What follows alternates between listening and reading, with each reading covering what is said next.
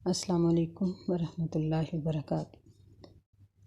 آج ہم پڑھیں گے سورہ آل عمران کی آیت نمبر 21 سے 26 تک انشاءاللہ۔ اعوذ باللہ من الشیطان الرجیم، بسم اللہ الرحمن الرحیم۔ ان الذین یکفرون بآیات اللہ ویقتلون النبیین بغیر حق ویقتلون الذین یأمرون بالقسط من الناس فبشرہم بعذاب علیم۔ بے شک وہ لوگ جو اللہ کی آیات کے ساتھ کفر کرتے ہیں، ویقتلون النبیین، اور وہ نبیوں کو قتل کرتے ہیں، بغیر حق، بغیر حق کے، وَيَقْتُلُونَ الَّذِينَ يَأْمُرُونَ بِالْقِسْطِ مِنَ النَّاسِ، اور وہ ان لوگوں کو قتل کرتے ہیں جو حکم کرتے ہیں لوگوں کو بالقسط، انصاف کرنے کا۔ فَبَشِّرْهُم بِعَذَابٍ عَلِيمٍ، پس ان کو خوشخبری دے دو دردناک قسم کے عذاب کی۔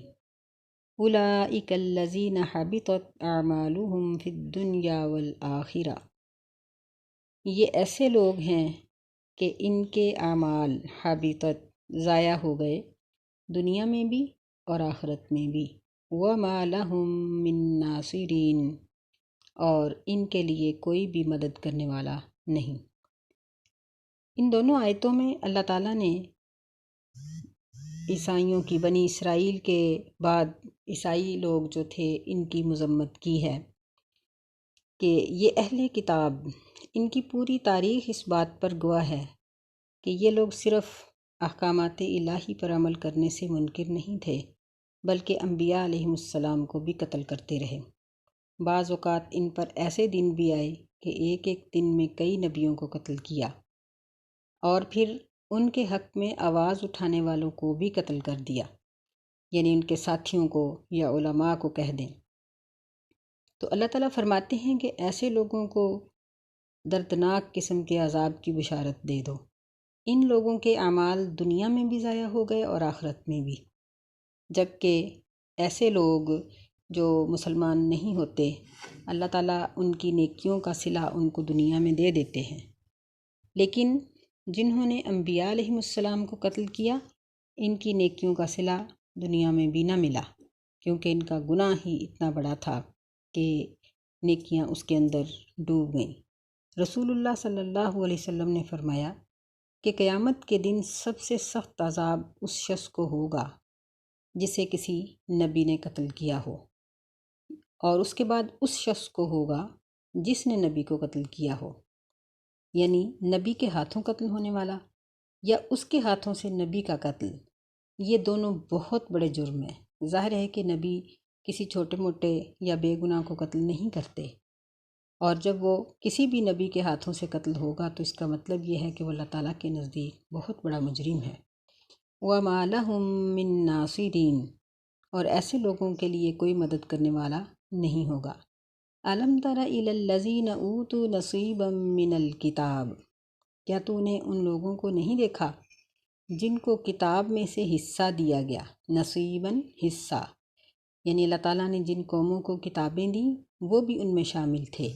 یدعون الی کتاب اللہ لیحکم بینہم، ان کو اللہ کی کتاب کی طرف دعوت دی جاتی ہے، لیحکم بینہم، تاکہ ان کے درمیان فیصلہ کر دیا جائے، یعنی ان کے معاملات کے بارے میں ان کے علماء یا انبیاء ان کو قرآن کی طرف، ان کی کتاب کی طرف دعوت دیتے ہیں۔ ثم یتولی فریق منہم وہم معرضون، پھر ایک جماعت ان میں سے پہلو تہی کرتی ہے، پھر جاتی ہے، اور وہ منہ پھیرنے والے ہیں۔ یعنی یہ وفد کے لوگ بھی جو نبی علیہ السلام کے پاس آئے تھے، یہ ہر بات پر اقرار کر رہے تھے، نبی علیہ السلام کی صداقت کا یقین رکھتے تھے، لیکن آپ کی نبوت کو ماننے سے انکاری تھے۔ فرمایا ذالک بأنہم قالوا لن تمسنا النار الا ایاما معدودات، اس کی وجہ یہ ہے کہ ان لوگوں نے کہا لن تمسنا النار، ہرگز نہیں ہمیں چھوئے گی آگ، الا ایاما معدودات، مگر گنتی کے چند دن۔ یعنی ان کا یہ کہنا تھا کہ ہم نے موسیٰ علیہ السلام کے جانے کے بعد ہمارے آباء و اجداد نے جو چند دن بچھڑے کی پوجا کی تھی، بس اتنے دن ہی ہم جہنم میں جلیں گے، اس سے زیادہ نہیں۔ ان کو یہ گھمنڈ تھا کہ ہم بچ جائیں گے۔ وَغَرَّهُمْ فِي دِينِهِمْ مَا كَانُوا يَفْتَرُونَ، اور ان کو دھوکہ دیا ان کے دین نے جو وہ خود گھڑا ہوا تھا، خود سے بنایا ہوا تھا، یعنی من گھڑت دین اور من گھڑت مسائل نے ان کو دھوکہ دے دیا۔ دیکھیں کہ اسی طرح آج کے بہت سے مسلمان بھی دھوکے میں ہیں۔ عیسائی یہ کہتے تھے، یہودی یہ کہتے تھے کہ ہم عزیر علیہ السلام کی نسل ہیں اور عزیر اللہ کے بیٹے ہیں تو ہم بچ جائیں گے۔ عیسائیوں نے کہا کہ عیسیٰ علیہ السلام اللہ کے بیٹے ہیں اور ہم ان کی نسل ہیں تو ہم ان کی وساطت سے بچ جائیں گے۔ اور مسلمانوں نے بھی، انہوں نے تو کسی ایک کو کہا، مسلمانوں نے بے شمار بنا رکھے ہیں، کوئی کسی کا دامن پکڑ کے بیٹھا ہے، کوئی کسی کا، اور ہر ایک کا دعویٰ یہی ہے کہ وہ بچ جائے گا۔ اللہ تعالیٰ یہی بات یہاں بتانا چاہتے ہیں کہ یہ دھوکہ ہے، اللہ کے دین کے سوا کسی کا دین قبول نہیں کیا جائے گا، اور وہی عمل اللہ کے ہاں قابل قدر ہوگا جو قرآن اور حدیث کے مطابق ہوگا، اور وہی شخص سفارش کر سکے گا جس کو اللہ حکم دے گا۔ اللہ کس کے لیے حکم دے گا؟ اللہ اپنے مومنین کے لیے حکم دے گا، غیر مومنوں کے لیے سفارش کا حکم نہیں دیا جائے گا، مشرکین کے لیے سفارش نہیں ہے، بلکہ اللہ تعالیٰ نے فرمایا کہ مشرکین کی بخشش ہی نہیں ہے، ان کو اللہ تعالیٰ نہیں بخشے گا۔ اللہ تعالیٰ یہاں اہل کتاب کو مخاطب کر کے فرماتے ہیں فَكَيْفَ إِذَا جَمَعْنَاهُمْ لِيَوْمٍ لَا رَيْبَ فِيهِ، پس ان کا کیا حال ہوگا جب ہم ان کو جمع کریں گے ایسے دن میں لا ریب فیہ، جس میں کوئی شک نہیں، یعنی ایسے دن میں ہم ان کو جمع کریں گے جس کے آنے میں، قائم ہونے میں، جس کے حساب و کتاب میں، جس کی ہولناکی میں کوئی شک نہیں، اور اس کے انصاف میں بھی کوئی شک نہیں۔ وَوُفِّيَتْ كُلُّ نَفْسٍ مَّا كَسَبَتْ وَهُمْ لَا يُظْلَمُونَ، اور پورا دیا جائے گا ہر شخص کو جو اس نے کمایا، ما کسبت، جو اس نے کمایا، وَهُمْ لَا يُظْلَمُونَ، اور ان پر کسی قسم کا کوئی ظلم نہیں کیا جائے گا۔ یعنی اللہ تعالیٰ کسی کے اوپر زائد گناہ نہیں ڈالیں گے، کسی کو اس کے گناہ سے زائد سزا نہیں دیں گے، بلکہ ہر شخص کو اس کے عمل کا پورا پورا بدلہ دیا جائے گا۔ پھر اہل کتاب کا یہ نظریہ تھا کہ حکومت ہمارا حق ہے، نبوت ہمارا حق ہے، چونکہ تمام نبی سیدنا اسحاق علیہ السلام کی اولاد سے آئے، اس لیے وہ متمنی تھے اور ان کا پورا یقین تھا کہ آخر الزمان نبی، جن کی ہر نبی نے بشارت دی ہے، جن کے بارے میں ہر نبی نے بتایا کہ ان کی حکومت، ان کا بول بالا پوری دنیا پہ ہوگا، کہ وہ بھی ہماری ہی نسل سے ہوں گے۔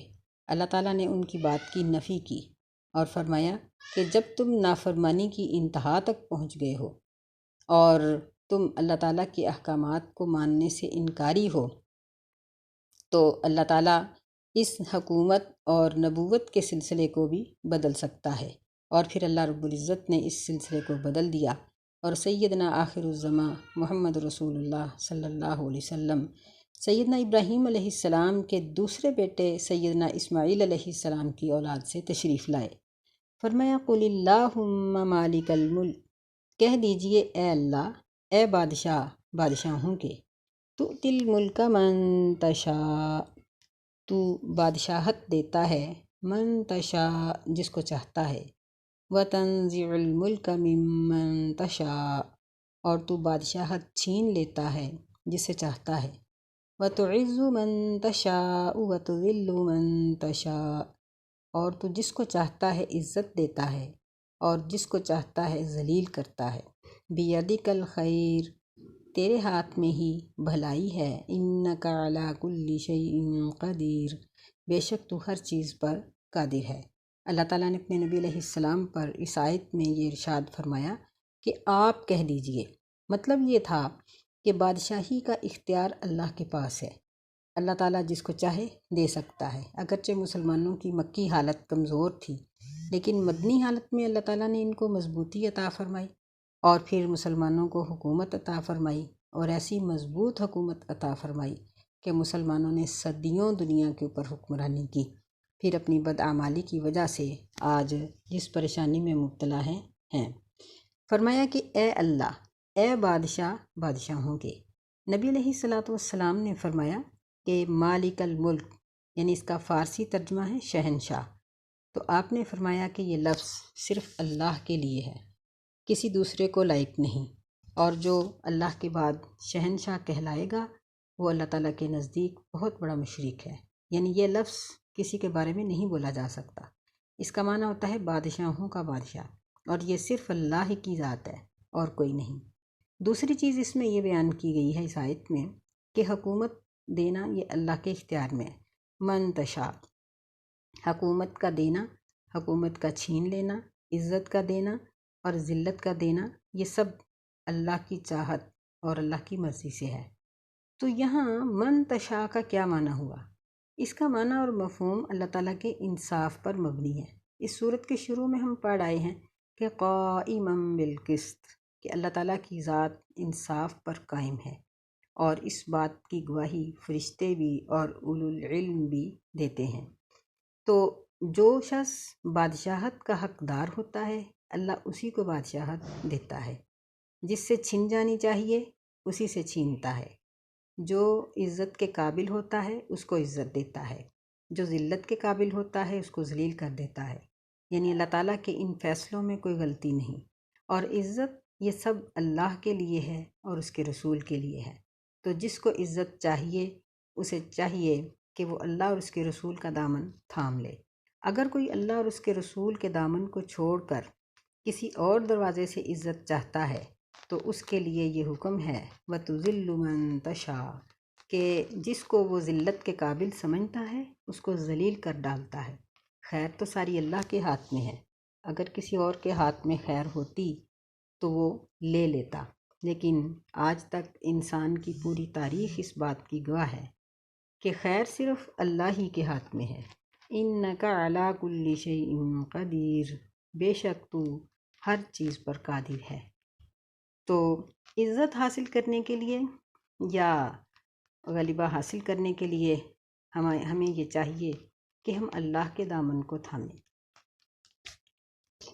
جو شخص جتنا اللہ کے قریب ہوگا اللہ تعالیٰ اس کو اتنی ہی عزت عطا فرمائیں گے۔ عزت یہ نہیں جس کو ہم سمجھتے ہیں کہ سوٹڈ بوٹ اور سامنے کوئی آئے تو سیلوٹ کرے، پیچھے سے گالیاں دے۔ عزت وہ ہوتی ہے جو کسی کی غیر موجودگی میں ہو، جس طرح انبیاء علیہ السلام دیکھیں، اولیاء اکرام کو دیکھیں، علماء اکرام کو دیکھیں، نیک لوگوں کو دیکھیں کہ پوری دنیا ان کی تعریف کرتی ہے۔ اگر کوئی ان کو غلط کہتا بھی ہے تو زبان سے کہتا ہے، دلوں میں ہر ایک کے اقرار ہے کہ اللہ اور اللہ کے ماننے والے یہ درست راستے پر ہیں۔ اللہ سے دعا ہے کہ ہمیں وہ اسلامی عزت سے نوازے اور دنیا و آخرت میں ہمارے لیے عزت کا مقام پیدا فرمائے اور ذلت سے ہمیں محفوظ فرمائے۔ آمین یا رب العالمین۔ السلام علیکم ورحمۃ اللہ وبرکاتہ۔